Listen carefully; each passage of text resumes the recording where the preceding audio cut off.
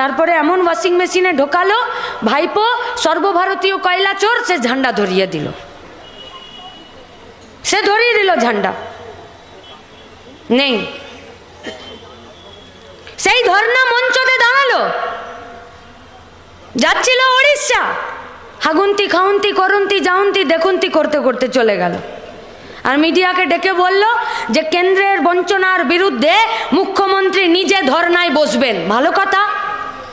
বামেরা চিরকাল লড়াই করেছে কেন্দ্রীয় বঞ্চনার বিরুদ্ধে, যে টাকা দিচ্ছে না,